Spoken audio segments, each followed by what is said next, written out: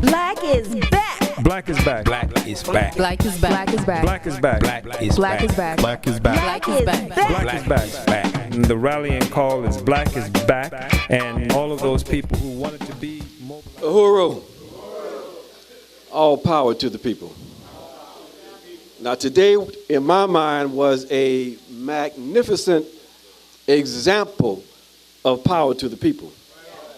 Not only our gathering here today, but this fantastic space and the spaces we saw throughout this city. We're talking about building independent institutions. If that's not power to the people, then I don't know what it is. My brothers and sisters, I know we've had a long day today. I'm not going to talk too long. My brother Khalid, covered a number of the points that I wanted to touch on, because when we talk about building power to the people, when we talk about building independent black political power, a major emphasis has to be on the local level. So I wasn't coming here before you to talk just about the Green Party and the national campaign. I wanted to touch on what I thought were important points that we needed to be aware of as we attempted to access and exploit the local political process and this bourgeois electoral system. But the brother touched on a number of those points, so let me just take it back to the national level for a moment. I've been thinking about the context for this work. I've been excited and motivated by many of the comments today. But I wanted to just touch on the context that I think that we are operating within today as we attempt to try to grapple with how we advance the people's power and the people's agenda using the electoral process. These are, in fact, some very dangerous times. You know, I thought about that as I saw this fantastic plan here in St. Louis and this marvelous facility. You know, we know that, you know, the enemy is not just going to allow you to come into a territory like this, build independent structures, and just not try to mess with you. You know, so we've got to figure out how we, in fact, protect this institution. We've got to understand that as we attempt to enter into the electoral process, that as we build our power, we are going to become targets.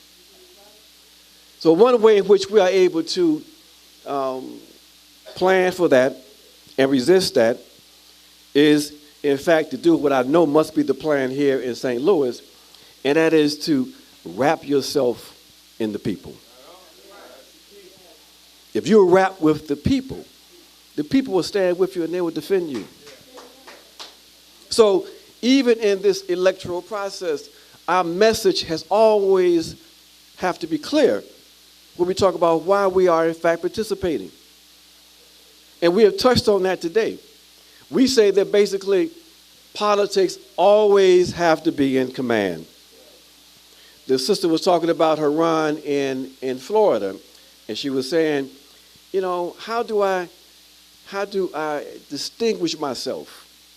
You know, should I talk about what I really want to talk about?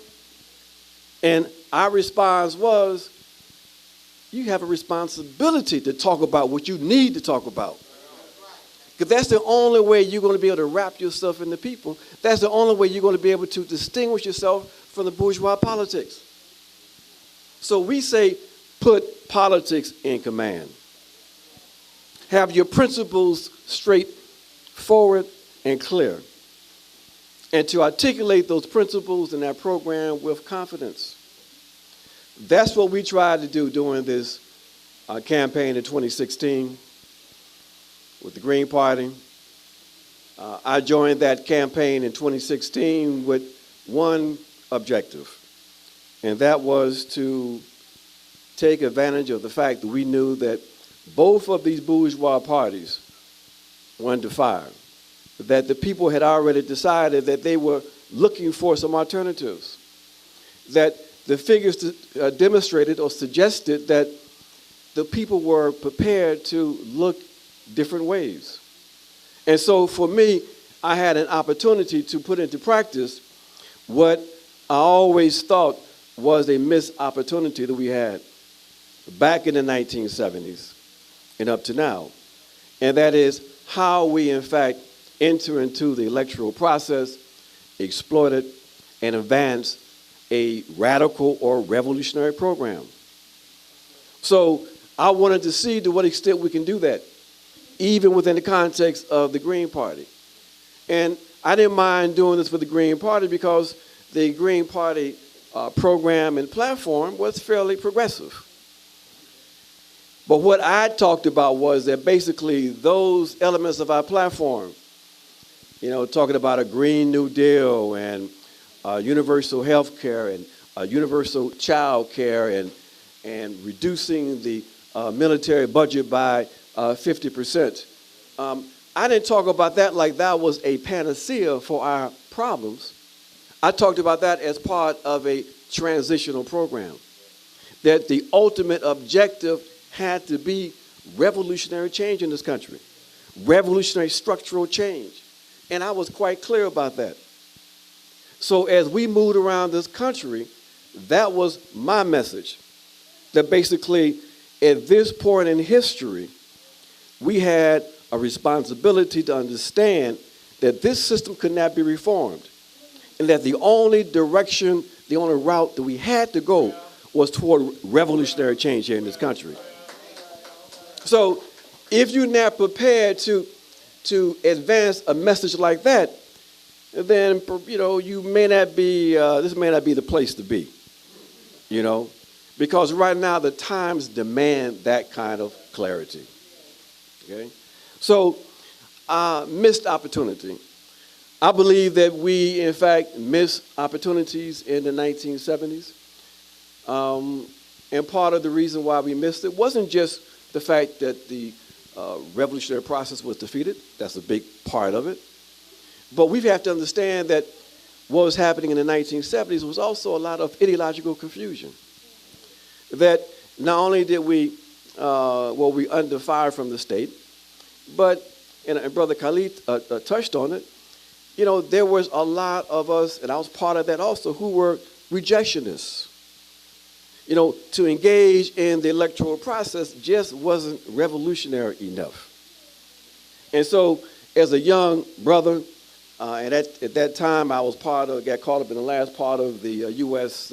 Draft, and we had formed certain structures, and we were sitting back and we were watching all this stuff unfold here in this country. We were getting the stuff and reading and seeing, we saw what came out of Gary, and but in our study, we came to the conclusion that there was opportunity and spaces in the electoral process. And even though we were getting ourselves prepared for a different kind of politics, we also understood the importance of exploiting those above ground spaces. So for us, we didn't understand why people who were revolutionaries didn't see the same thing. We didn't understand why people didn't see that the spaces were being opened up as a consequence of our struggles, but that we would then step into the side, that is revolutionaries, and allowing the petty bourgeoisie to fill that space. We didn't understand that at all. So we missed some opportunities. You look at the contradictions. In 1968, when they murdered Dr. King, Dr. King was in Memphis doing what? Supporting a strike of sanitation workers. An attempt by the local government to break the union. ASME, right? Okay. 1973, King is dead. The movement is under fire, both the civil rights part of it and the black liberation part. 1973, a year after Gary, we have Maynard Jackson assuming power in Atlanta, Georgia. And everybody cheered. This is another example of advancing black power. Black power that was being advanced also by Richard Nixon. And what was the first thing that Brother Jackson did in Atlanta? With no opposition. He basically moved. There was a strike of black sanitation workers organized under ASME. And what did our brother do? He broke the strike. This is our progress. So we weren't mad at Maynard Jackson. He was just living out his class interest, his class reality, how he saw the world. What we were upset with was the fact that these spaces we had opened up, and in our revolutionary and sometimes ultra-leftism, we allowed the petty bourgeoisie to basically just take over the politics, okay? So, you know, we understood, though, that was part of the counter-revolutionary thrust, that basically the defeat of our movement had a military component, of course, but it also had an ideological component. And so while we understood what was happening militarily, we knew what was happening between 1968 and 1972, the number of folks who ended up being murdered. What we didn't always understand was the ideological part of that counterinsurgency. And the ideological objective of the state in the 1970s was basically to ensure that another generation, or Brother Khalid and Glenn Ford and Nellie Baker and all of you all were never produced again. Their objective was basically to ensure that we became Americans, quote unquote. And part of that process was advancing the mythology of black advancement. And part of that weapon was using this black petty bourgeoisie and the illusion of advancing black political power. So we missed some opportunities as a consequence of our own confusion, the response from the state. And so today, it is really fantastic and valuable that we have now an opportunity to go back and take a look at how we enter this arena critically, how we are able to take advantage of it to, in fact, advance revolutionary politics. And we can do it today because we have movements, individuals who are now looking at this arena that you can't suggest that they in any way represent backward petty bourgeois politics. You can't suggest that the African People's Socialist Party are reactionaries. You know, you can't even really seriously critique and criticize what was unfolding for a while there in Jackson, Mississippi. Okay? So as a consequence of those kinds of examples, for the first time in many decades, we had a chance to critically look at this arena and to see to what extent we can advance a revolutionary program and project. But at the same time that we are now looking at this arena critically, we can't have any illusions. Now, even though we were a third-party challenge, for example, in 2016, we were still a threat to the powers that be, particularly in the Democratic Party. And so we found our campaign under withering attack.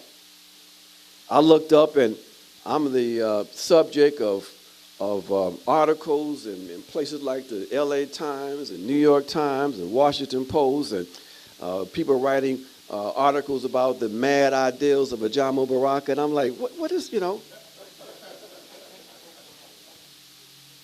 We were a threat because basically the Democratic Party believes that every vote of our people and so-called progressive people belong to them.